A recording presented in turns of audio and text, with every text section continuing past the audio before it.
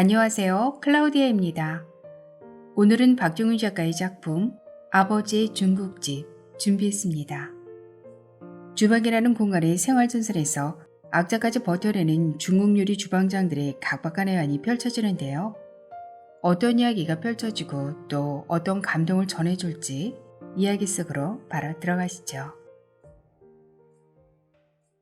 아버지의 중국집 박종윤. 중국 식당 도원이 발칵 뒤집어졌다. 퇴근 시간쯤 직원 탈의실에 도둑이 든 것이었다. 인도네시아 자카르타에서 온 주방장 보조인 차이밍이 수표를 넣어둔 가방째로 도둑을 맞았다. 바쁜 점심시간을 앞둔 오전 시간엔 그녀로서는 도저히 짬이 없었다. 식당 일이 한가해진 오후에 잠깐 틈을 내어 가까운 은행에서 불이나게 찾아다 놓은 돈이었다. 차이밍에게 1,000만 원이란 돈은 엄청나게 큰 액수였다. 그 사건을 전해들은 사장은 굳어진 얼굴로 당장 핸드폰을 꺼내들고 경찰에 신고부터 했다. 사장으로서는 식당의 이미지 때문에 쉽지 않은 행동이었다. 그래서 수사를 은밀하게 해달라는 주문을 경찰에 미리 부탁해 놓았다. 차이밍이 재빠르게 은행으로 뛰어가 분실 신고를 했으나 허탕이었다. 범인이 수표를 현금으로 바꿔서 벌써 튀어버린 뒤였다. 경찰관 한 명이 나와 건성건성 현장 조사를 마쳤으나 범인 색출에는 별 도움이 될 것 같지 않았다. 퇴근 시간이 지났으나 직원들은 서두르는 기색이 없었다. 도난 사고로 뻣뻣해진 분위기 때문에 다들 주방장 고 씨의 눈치를 살피고 있는 셈이었다. 요리사 경연대회도 벌써 하루 앞으로 다가와 있었다. 모 TV 방송국에서 요리사를 주제로 한 연속극의 시청률이 높아지자 그 인기몰이로 한국요식업중앙협회에서 주관하고 그 방송국에서 후원하는 행사였다. 규모가 보기 드물게 큰 대회라서 그런지 생방송으로 방영한다고 했다. 시내의 유명한 중국 식당 주방장들이 이미 참가 예비심사를 거쳐 10명이나 초청된 행사였다. 도원에서는 주방장 보조인 춘식이와 차이밍 2명이나 참가하게 되었다. 차이밍은 다문화 외국인이라는 이미지를 내세워 오지랖이 넓은 사장이 로비 덕분에 출전 허락을 받았다. 직원들은 도원의 명예가 걸린 행사를 앞두고 도난 사고가 났으니 술렁댈 수밖에 없었다. 차이밍은 요리 경연대회보다는 행사가 끝나고 고향 자카르타에 갈 수 있다는 행운 앞에 무게를 더 실어두고 있었다. 그런데 전 재산을 털리고 말았으니 눈앞이 캄캄하고 아무것도 손에 잡히지 않았다. 그녀는 휴게실에서 멍하니 천장만 올려다보고 있는 형편이었다. 차이밍처럼 착한 애한테 왜 그런 일이 일어났어? 어느 몹쓸 놈이야 그냥. 차이밍과 가깝게 지내는 여직원이 하는 말이었다. 걔 아버지가 고향에서 큰 중국 식당을 하다가 망했다던데? 글쎄 누가 아니래. 자카르타에서 택시 세차까지 하면서 어렵게 산대. 차이밍이 잃어버린 돈은 3년 동안 반반한 화장품이나 옷 한 벌 제대로 사입지 않고 알뜰하게 모은 모갯돈이었다. 그녀가 모은 2,000만 원은 자카르타에 있는 아버지에게 중국 식당을 마련해줄 귀중한 돈이었다. 1,000만 원은 몇 달 전에 송금을 했었고 나머지 1,000만 원을 도둑맞은 것이었다. 은행에서 만기 적금을 찾으면서 달러로 환전해 고향으로 바로 송금을 하지 못한 후회가 막심했다. 주방일로 바쁜 틈을 내어 잠시 나간 터라 은행에서 늑장을 부릴 수가 없어 수표만 챙겨서 나온 것이었다. 차이밍이 한국 땅으로 건너온 것은 인도네시아보다 높은 급료 때문이었다. 그녀는 자카르타에서 대학 중에 중국 음식 요리사 자격증을 이미 따놓은 터라 취직하는 데는 별 어려움이 없었다. 처음 그녀는 3년만 고생하면 망해버린 아버지 중국집 수준은 아니더라도 비록 작은 규모일망정 손수 음식점을 꾸려갈 수 있겠다는 계산을 해놓은 터였다. 가족들에게 용기 있는 모습을 보여주지 않기 위해 이른 아침부터 반바지 차림으로 땀수건 하나 목에 달랑 걸치고 택시 세차를 하는 아버지를 생각하면 차이밍은 곧잘 눈자위를 찍어내곤 했다. 계획했던 그 3년 만기가 바로 대회 이튿날이었다. 막 예순에 접어든 주방장 고 씨는 차이밍을 별로 탐탁지 않게 여기고 있었다. 고 씨가 그녀를 좋지 않게 여기는 것은 순전히 그의 자존심 때문이기도 했다. 그는 젊은 시절 국가공인기관의 전국 요리사 경연대회에서 대상을 수상한 경력을 가지고 있었다. 누가 뭐라고 해도 그가 대상을 받은 이력은 그 업계에서는 대단한 권위였다. 그런 고 씨에게 20대의 새파란 이국 기즈바이가 야금야금 도전해 오는 것 같아 그는 늘 떨분감 씹은 표정이었다. 같은 중국 음식이라도 인도네시아와 한국의 조리 방법은 달랐다. 지금은 많이 달라졌지만 6, 7년 전만 해도 인도네시아는 기름지고 맵고 달디단 향신료를 많이 쓰는 데 비해 한국은 담백한 것을 선호하는 편이었다. 차이밍이 도원에서 일한 지 1년쯤 지나서였다. 직원회의에서 그녀가 의견을 내놓았다. 한국인도 요즘 매운 음식과 향신료를 즐기는 추세이니까 인도네시아 음식으로 특선 요리를 내놓는 건 어떨까요? 사장도 함께 참석한 자리였다. 사장이 긍정적으로 받아들여 몇 가지 요리를 손님들 식단에 선보이게 되었는데 예상보다 상당히 좋은 반응이 있었다. 그 특선 요리 덕분에 도원의 매출이 단박에 상승기류를 타게 되었다. 그녀가 사장의 귀여움을 받는 것은 당연했다. 그 뒤부터 차이밍은 주방장한테 따돌림을 당하는 분위기를 맛보았다. 중요한 재료를 선정하는 회의 때 차이밍은 수시로 제외되었다. 이견 따윈 엄두조차 낼 수 없었다. 고씨가 정해놓은 지시대로 움직여야 했다. 주방장 고씨는 고달프고 험난한 젊은 시절의 이력을 꽤나 다채롭게 지니고 있었다. 가방끈이 짧은 중학교를 끝으로 고향을 등지고 서울에서 별의별 직업 전선을 다 전전했었다. 노동반, 목수일, 우유 배달, 건물 유리창 닦기를 끝으로 정착한 곳이 중국집이었다. 그의 젊은 시절은 자신의 입 하나 해결하기도 어렵던 때였다. 중국집 취직으로 홀에서 새우잠을 잤지만 억척스럽게 이겨내었다. 바닥 청소와 설거지를 시작으로 곧잠들로부터 국자로 머리통을 맞아가며 갖은 수모를 겪으면서도 오로지 기술 하나 배울 일념으로 사력을 다했었다. 그 시절은 시골에서 올라와 자신의 입 하나 해결하는 것만으로도 대견하다고 여기던 때였다. 오랜 각오 끝에 주방장이 된 고 씨는 자신이 배운 대로 밑에 보조들에게 늘 엄격하게 교육을 시켰다. 수도꼭지에서 흐르는 물 한 방울, 양념이나 각종 재료들에 이르기까지 낭비라는 것을 몰랐다. 그런 신념으로 살아온 그도 이젠 죄 많은 나이 때문이라도 은퇴를 앞두고 있었다. 우선 시력과 근력이 떨어져 옛날처럼 모든 행동거지가 기름 먹은 자전거 바퀴처럼 수월하게 돌아가지도 않았다. 재산은 그런대로 모았다.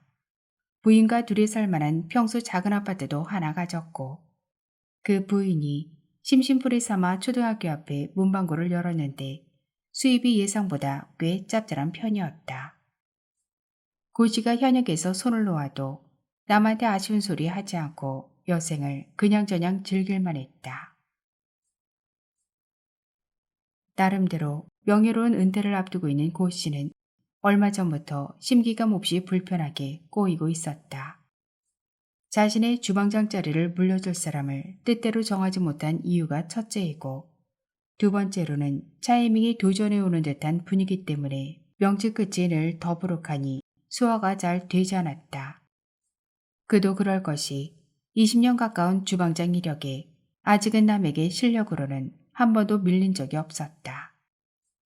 인도네시아의 애송이 계집아이에게 쪽팔리게 밀린다는 것은 한껏 높은 자신의 틀거지가 허락하지 않았다.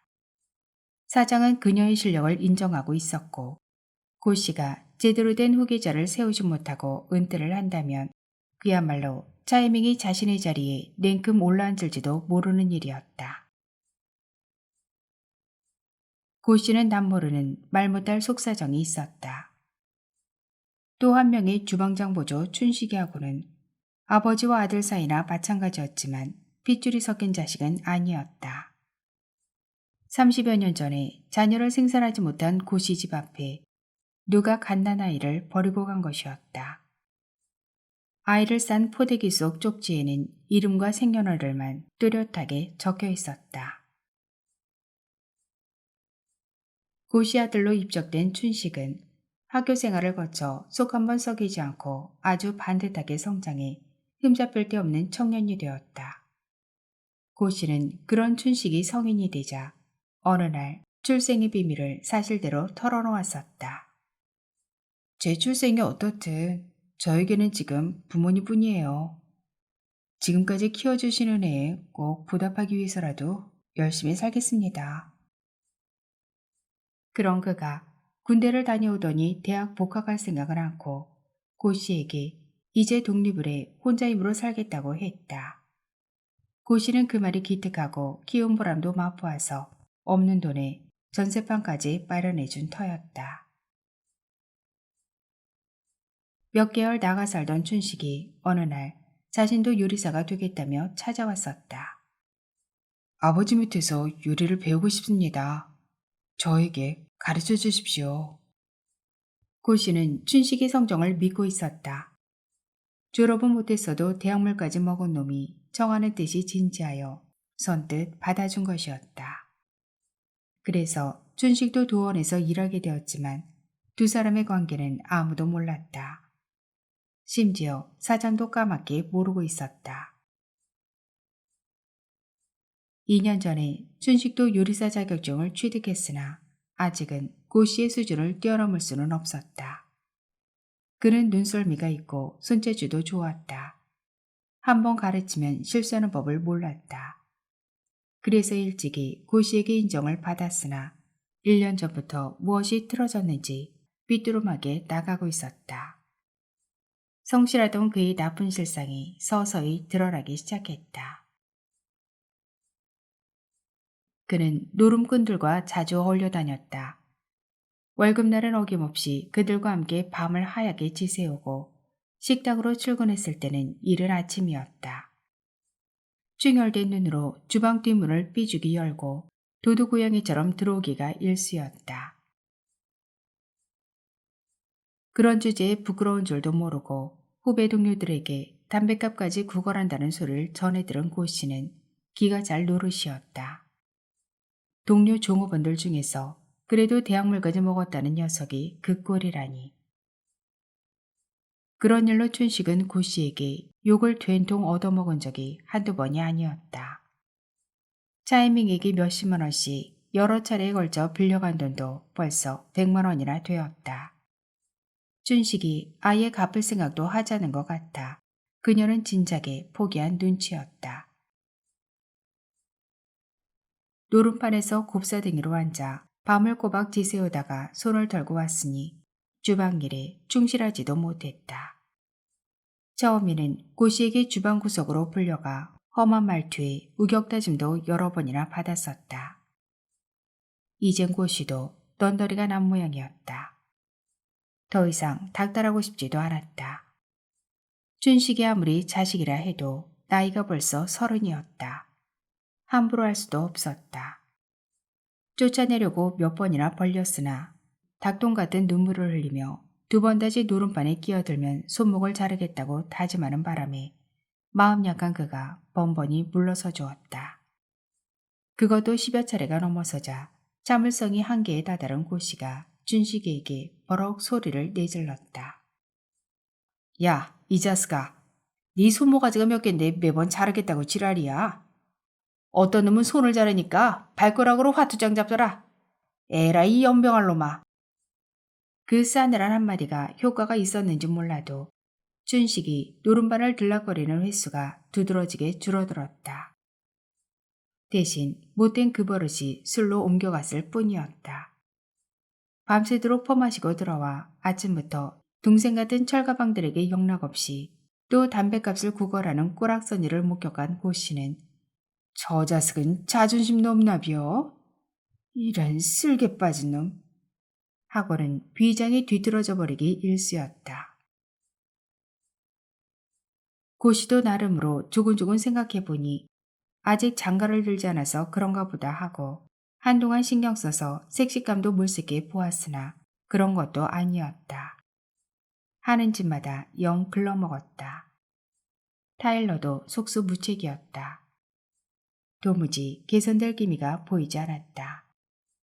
남의 귀한 집 딸아이를 덜렁 데리고 왔다가 개망나니 같은 짓을 평생 버리지를 못하면 그것도 참 난감한 일이었다. 그래서 며느리 고르는 일도 포기해버렸다.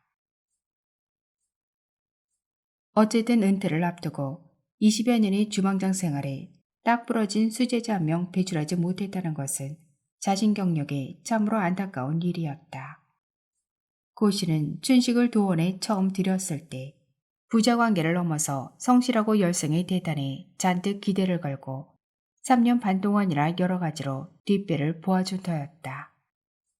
그런데 근간 1년 사이에 염정만 불쑥불쑥 지르고 다녀 몹시 실망스러운 나날이었다. 이번 TV 방송국에서 치르는 요리 경연대회는 주방장 고 씨의 뒤를 이을 사람이 얼추 결정되는 날이라는 말이 직원들 사이에 벌써 돌았다. 도원에서는 차이민과 춘식이 대회 후보로 나선 만큼 사장은 믿는 구석이 있어 두 사람 중 우승자에게 줄 격려금조로 따로 200만 원까지 내놓은 상태였다. 고 씨는 보름 전에도 춘식을 알아듣게 타일렀다. 이번 대회만 잘 치르면 좋은 자리로 나갈 수 있도록 밀어줄 터이니 정신 바짝 차리고 열심히 하라고 격려까지 했었다. 그래서 그런지 근신하는 듯한 행동이 얼핏얼핏 엿보이기는 했으나 근자의 행실로 보아 언제 어떻게 사람 속을 왈칵 뒤집어 놓을지는 알 수 없었다. 하룻밤이 지나면 열리게 될 요리 경연대회가 도원으로서는 중요한 행사이지만 차이밍은 아예 의욕을 잃어버렸다. 도난사고가 일어나지 않았으면 대회가 끝나는 이튿날은 자카르타로 날아가 한국에서 3년 동안 고생한 결실을 맺는 날이기도 했다. 그 소중한 꿈이 좌절되고만 것이었다. 퇴근을 하면서 동료 몇 명이 차이밍을 위로하기 위해 도원 근처에 있는 집까지 따라왔다. 집이라고 해야 방 한 칸짜리 지하 셋방이었다. 허탈한 표정으로 앉아있는 차이밍 대신 동료 한 명이 커피를 끓여왔다. 아무래도 뭔가 찜찜해. 이 애는 아까부터 뭐가 찜찜하다고 자꾸 그래. 생각해봐. 우리 딸이 실은 내실 안에 있잖아. 외부인이 들어왔을 리가 없어. 그럼 내부 수행이란 말이야?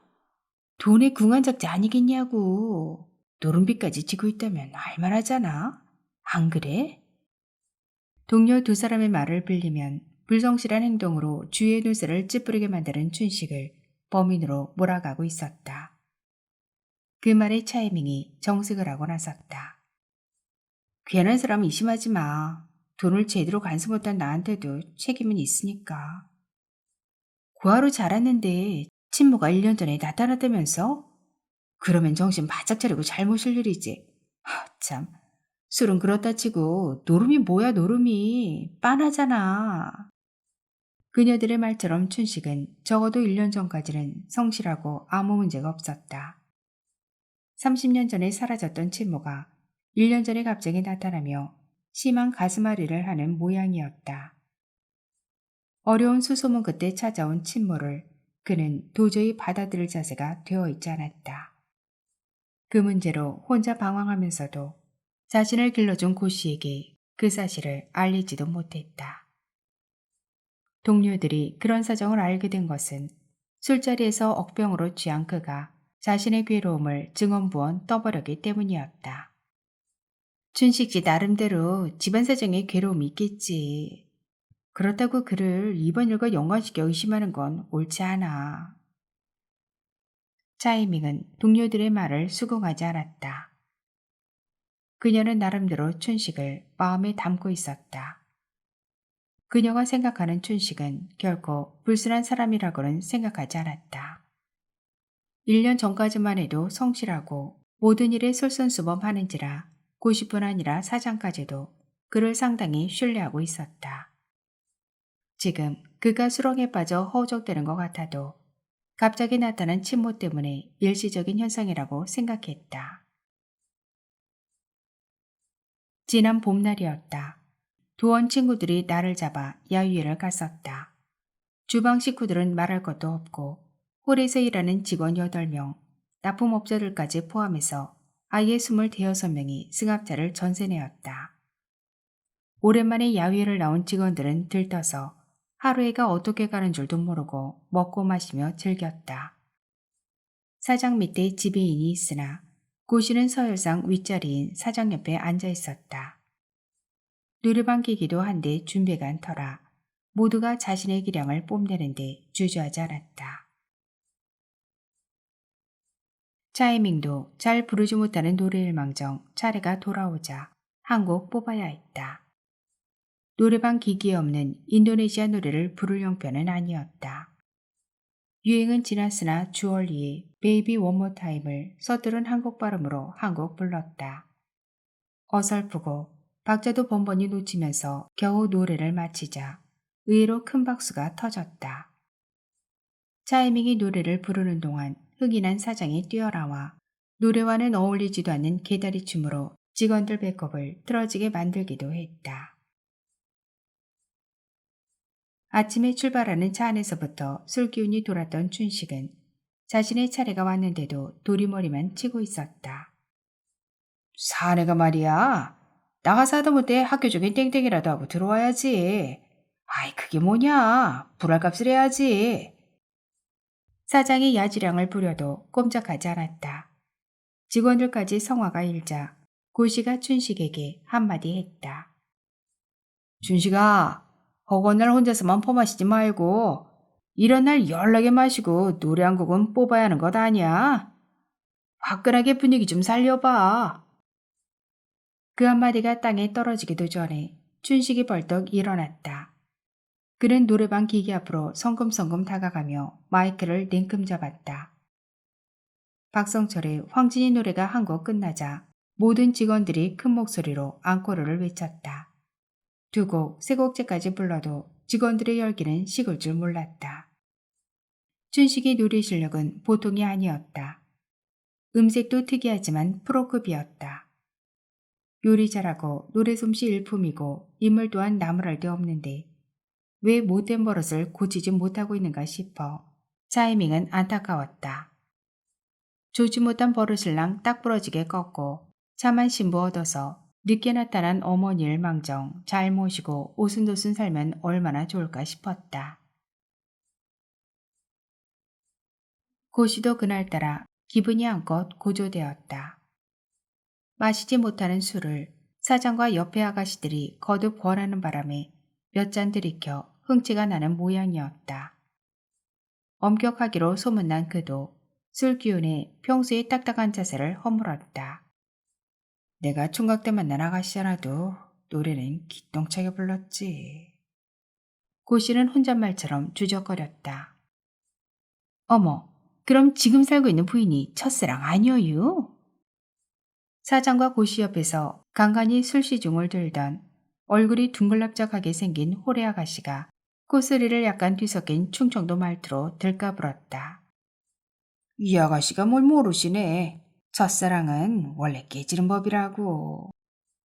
고시는 아가씨가 집어준 베트남산 마른 한치를 질겅질겅 씹으면서 천연덕스럽게 대꾸했다.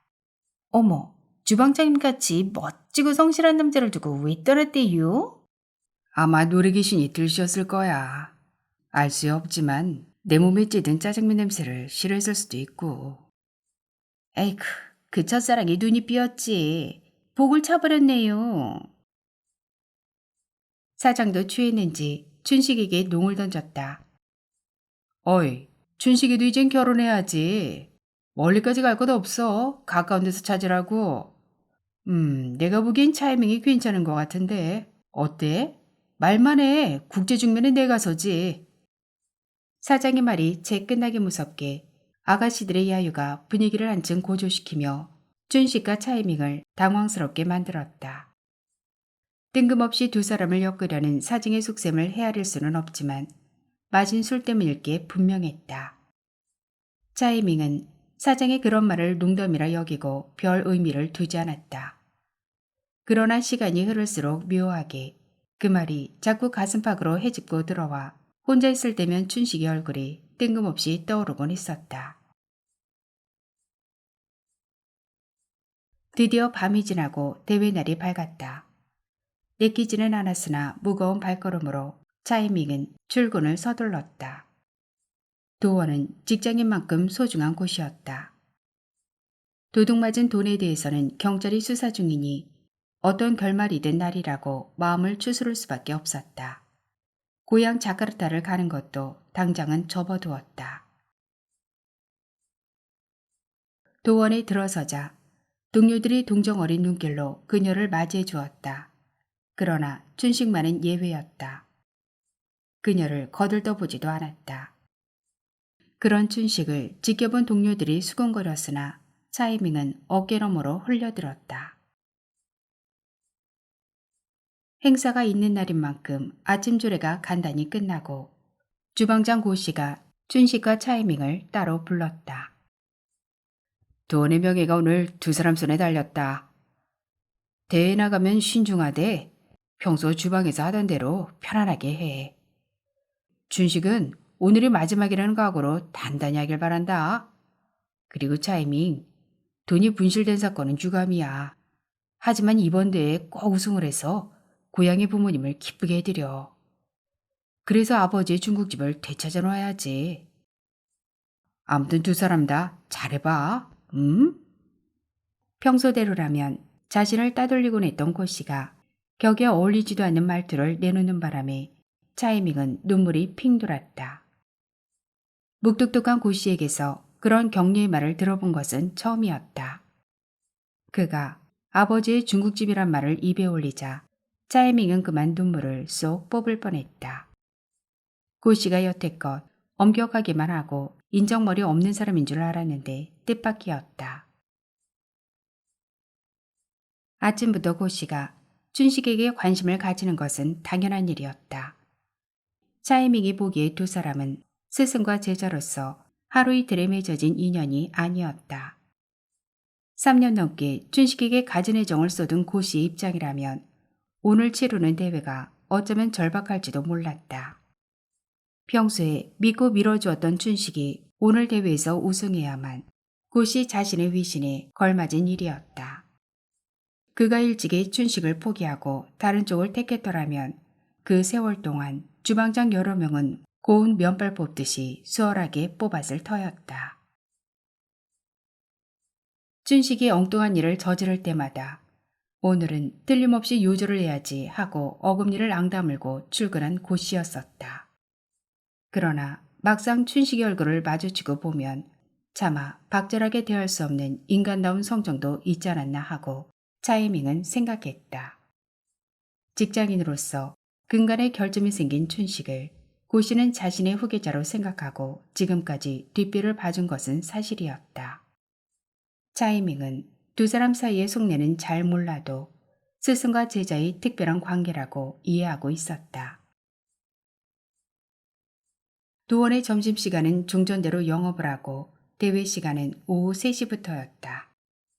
춘식은 아침부터 동료들에게 말 한마디 붙이지 않고 자신의 일에만 열중이었다. 간간히 주방장 고 씨가 일러주는 말에 짧게 대답만 할 뿐 눈방울도 한번 돌리지 않았다. 차이밍은 신경 쓰지 않으려고 노력해도 춘식의 그런 분위기가 공연히 긴장감을 제조하는 데는 어쩔 수 없었다. 춘식은 열흘 동안 술도 한 방울 마시지 않은 것 같았다. 도원에서 점심시간이 거의 끝날 때쯤 출발하여 춘식과 차이민, 고씨까지 3명이 방송국 스튜디오에 먼저 도착했다. 고씨까지 동행한 것은 그가 심사위원으로 위촉되었기 때문이었다. 심사위원은 음식평론가를 비롯하여 모두 5명이었다. 사장은 대회가 시작될 무렵 내빈 자격으로 참석하게 되어 있다고 했다. 점수에 고씨의 영향력도 있겠지만 그가 춘식만을 위해 특별하게 꼼수를 부릴 수는 없는 일이었다. 이번 대회는 도원의 명예가 걸려있는 행사였다. 사장은 도원의 식구가 당연히 우승을 할 것이라는 확신이 있었고 그 여세를 몰아 홍보 효과도 얻을 수 있다는 영업적 전략을 가지고 있는 셈이었다. 그는 차이민과 춘식의 실력을 지나치게 과신하고 있었다. 사장은 차이밍이 제안한 특선 요리로 지금까지 톡톡히 재미를 보았으니 고 씨에게 그녀를 특별히 배려하도록 당부도 해놓았다. 그녀를 통해 도원이 중국 정통 요리의 원조라는 것을 입증해 보이고 싶었던 것이다. 홀딱자 위에는 조리기구와 예선 심사를 거쳐 결선에 올라온 요리사 10명이 사용할 똑같은 양의 재료가 앞앞에 나누어져 있었다. 대회에 참가하는 요리사들은 추첨을 통해 번호 순서대로 조리식탁을 차지하게 되었다.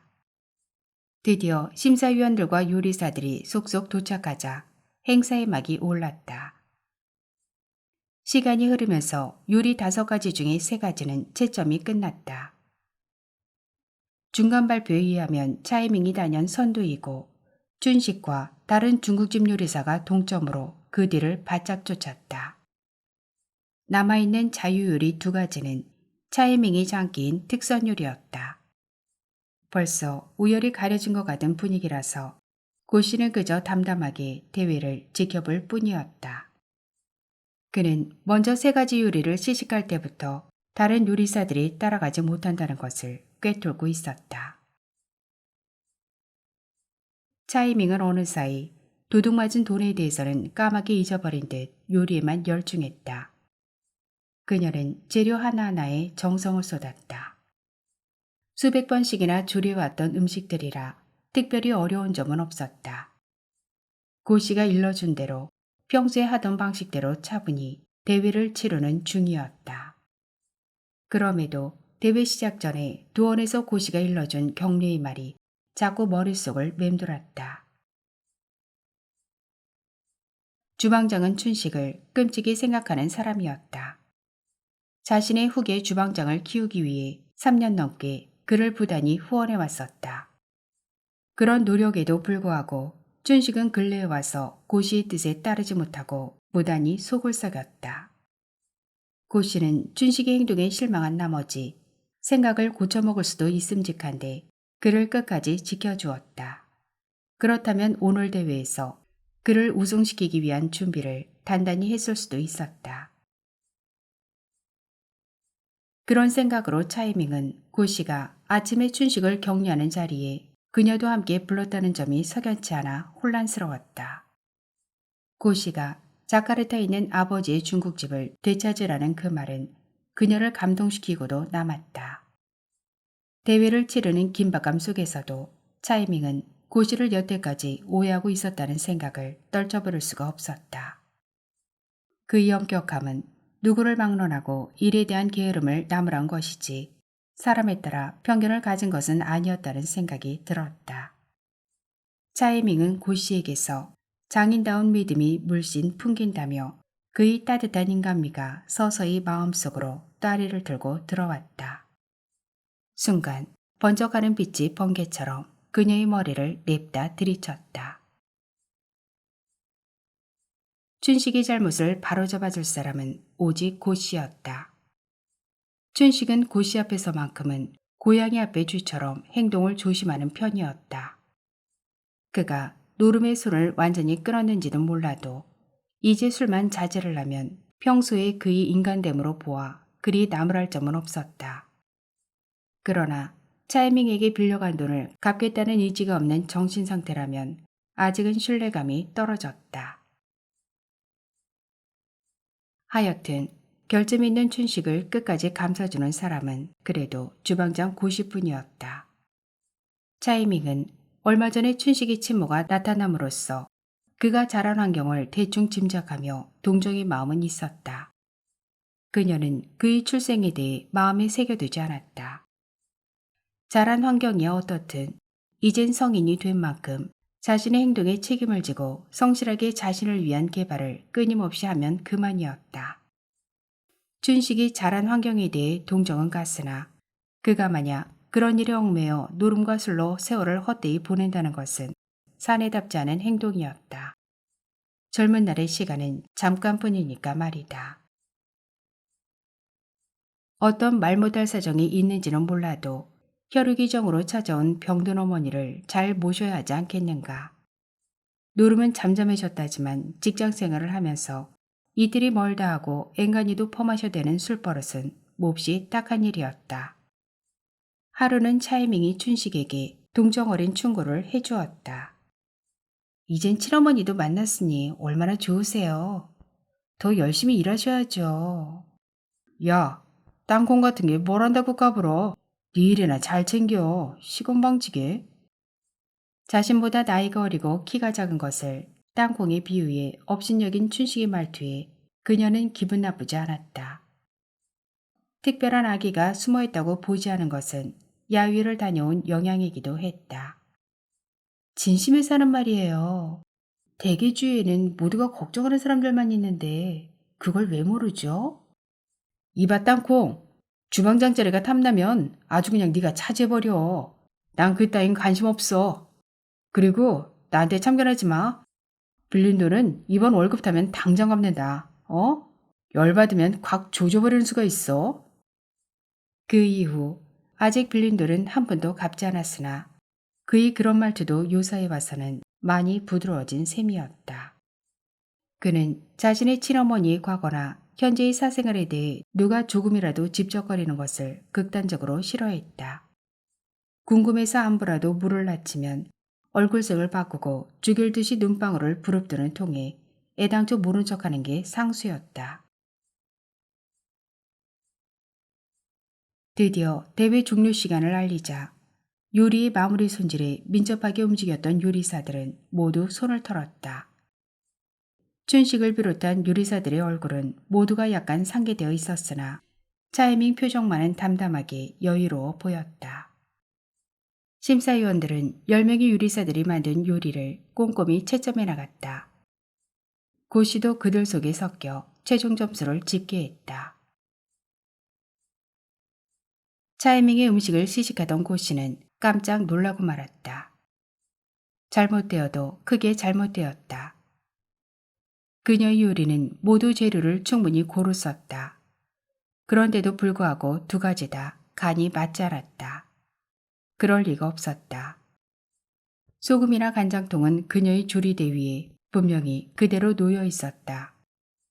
앞서 조리한 세 가지 요리에는 간이 적당히 고루 배어 있어 어느 것 하나 흠잡을 수 없이 훌륭했다. 그는 중간 점수를 채점할 때 벌써 차이밍을 이번 행사의 우승자로 지목하고 있었다. 차분하고 세심한 그녀가 그런 실수를 했으리라고는 믿기지 않았다. 고 씨는 고개를 들어 차이밍을 쏘아보았다. 그녀는 조금도 동요하는 빛이 없었다. 동그란 검은 눈동자는 오히려 깊고 그윽하게 평온함마저 감돌았다. 그 눈빛에서 고 씨는 아무 흔적도 찾지 못했다. 순간 고 씨는 짧은 탄식을 내질렀다. 어떤 깨달음이 그의 뒤통수를 냅다 후려쳐버렸다. 최종 집계 점수가 발표되었다. 춘식이 1등이었고 다른 중국집에서 참가한 요리사 2명이 그 뒤를 이었다. 차이밍은 꼴찌였다. 발표를 지켜보던 사장도 이해가 되지 않았다. 그녀가 약간의 실수를 저질렀다 해도 2등은 거뜬히 있어야 옳았다. 사장이 고 씨에게 물어보았으나 간 맞추기에 문제가 있었다는 말밖에는 더 이상 듣지 못했다. 사장은 오로지 명성이 자자한 중국집들과 실력을 겨루어 자신의 직원이 우승을 했다는 것에 큰 의미를 두었지 더 이상 관심을 가지지 않았다. 차이밍이 꼴찌를 한 사건에 대해 고시만 제대로 아는 듯했지 춘식도 정작 모르고 있었다. 우승을 한 춘식은 주방장 고씨가 펄쩍 뛰며 기뻐할 줄 알았는데 의외로 냉랭한 게 이상했다. 지나치며 수고했다는 말로 손으로 어깨를 한번 툭 쳐주었을 뿐 별다른 말이 없었다. 고씨는 앞으로 두어 달 있으면 자신의 생일에 맞춰 은퇴를 해야 했다. 차이밍은 고씨의 고민을 뒤늦게야 이해할 수 있었다. 주방장 30년 경력에 옳은 수제자 한 명 내세우지 못했다는 게 그로서는 못 견딜 일이었다. 그는 끝까지 춘식을 믿고 바로 이끌어주기 위해 혼신을 다한 사람이었다. 더 능력 있는 예비 주방장들을 얼마든지 키울 수 있었는데 왜 춘식만을 고집하였는지 차이밍은 처음에는 이해가 되지 않았었다. 그녀는 고씨가 늘 고집스럽고 엄격하다는 선입견을 가지고 있었지만 아침에 그가 던진 한마디의 격려는 아버지 같은 깊은 애정을 느끼게 하는 말이었다. 그녀는 이번 대회가 아니라도 인정받을 수 있는 시간이나 기회는 얼마든지 있었다. 차이밍은 두 사람을 위해 이번 대회를 포기하기로 결정을 하고 나자 무거운 짐을 내려놓은 듯 홀가분해졌었다. 차이밍이 대회를 중간에 포기하기로 결심한 것은 순전히 고시 때문이었다. 이젠 요리대회가 끝났지만 차이밍은 도둑맞은 돈 생각으로 다시 마음이 무거워졌다. 여행사에도 연락하여 항공기 티켓도 취소해야 했다. 도원으로 돌아가 저녁 손님을 맞이할 준비를 할 시간이었다. 그녀가 흰 가운으로 갈아입고 주방으로 들어가자 고씨가 불렀다. 고씨는 조용한 음성으로 차이밍을 다독거렸다. 돈이란 말이다. 있다가도 없고 없다가도 있는 것이야. 도둑맞은 돈은 손재수에 불과해. 아직 젊잖아. 다시 시작해. 아버지도 툭툭 털고 일어나는 네 모습을 보면 정말 좋아하실 거야. 차이빙은 고씨의 그 말에 다시 눈물이 핑 돌았다. 고씨는 요리대회에서 우승을 포기한 차이밍이 사려 깊은 행동에 감명을 받았었다. 지금처럼 험난한 세상에 한 발 물러서서 남을 배려하고 실천할 줄 아는 젊은이는 흔하지 않았다. 만리타국 한국에서 가족의 생계와 아버지의 망해버린 중국집을 찾아주기 위해 험난한 삶의 현장으로 뛰어든 아가씨였다. 그녀의 순수한 일상에 비해 고씨는 자나깨나 권위와 명예에 집착한 것 같은 자신의 행동이 차이밍 앞에 부끄러움으로 다가왔었다.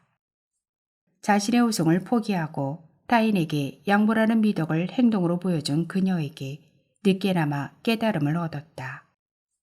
그는 차이밍을 딸처럼 생각하고 마음에서 진심으로 우러난 위로와 격려를 해주고 싶었다. 지금 사장님이 찾고 계셔. 사무실로 가봐. 고씨의 말이 끝나자 차이밍은 사장에게로 갔다. 사무실로 들어서자 사장이 일어나 그녀의 어깨를 다독거리며 말했다. 마음고생이 심했겠네. 주방장한테 모든 얘기 들었어. 돈은 곧 찾게 될 거야. 구역에 간다는 거 포기하지 말고 잘 다녀와. 말을 마친 사장은 우승자에게 줄 격려금과 가불금 봉투까지 2개를 내놓았다. 극구 사양하는 차이밍에게 사장은 우격다짐으로 봉투를 건네주었다. 격려금 200만 원과 가불이 300만 원이었다. 충분하지는 않지만 차이밍은 불끈 솟아오르는 희망을 엿보았다. 항공기 티켓은 취소하지 않아도 되었다. 이튿날 이른 아침 차이밍은 한결 가벼워진 발걸음을 내디디며 인천국제공항으로 가는 버스 정류장으로 나갔다. 그곳에는 의외로 춘식이 나와서 기다리고 있었다. 그의 말투는 변함없이 묵뚝뚝했으나 표정은 한결 밝아 보였다. 주방장님한테 얘기 들었어. 춘식은 그동안 보잘것없는 자신에게 관심을 가져준 것에 고맙다는 말을 남기며 누런 서류 봉투를 그녀에게 건네주었다. 비행기가 이륙하기 전에는 뜯어보지 말라고 당부를 했다. 드디어 차이밍이 탄 비행기가 인천공항을 이륙했다. 그녀는 감회가 깊었다. 단신으로 이국 땅 한국으로 건너와 파산된 집안을 일으키기 위해 그동안 수많은 어려움을 감내하며 지내온 나날이었다. 여권 경취를 위해 1년에 한 번씩 잠깐 다녀온 것을 제외하고 꼭 3년 만에 그리운 고향을 다니러 가는 것이었다. 파란곡절도 많았고 중국집 도원에서 크고 작은 갈등도 있었지만 그녀에게는 소중한 경험들이었다. 차이밍은 춘식이 건네준 누런 봉투가 생각났다. 봉투를 뜯어보니 그 속에서 달러 뭉치와 춘식이 쓴 메모지가 나왔다. 그녀는 무슨 일인지 영문을 몰라 메모지를 먼저 읽었다. 내용은 이랬다. 유리대회를 치르고 많은 것을 깨달았어. 못난 나에게 그동안 베풀어준 호의에 고마움을 느끼며 차이밍과의 우정을 잊지 않을게. 휴가가 끝나고 한국으로 돌아와 선의의 경쟁자가 되기를 희망해. 어머니를 이제 잘 모시고 열심히 노력해서 훌륭한 주방장이 될 거야. 차이밍도 힘내. 차이밍에게 용기를 내라는 격려의 글과 함께 추신에는 빌린 돈 100만 원과 요리 대회의 우승자는 자신이 아니라 당연히 차이밍이므로 상금 500만 원도 당연히 그녀의 것이라고 달러로 환전했다는 내용이었다. 차이밍은 눈부신 구름 위로 불꽃 솟아오른 비행기 창밖을 내려다보며 손수건으로 눈자위를 차근차근 누르고 있었다. 소설은 여기서 끝이 납니다. 긴 시간 함께 해주셔서 감사합니다. 오늘도 행복하세요.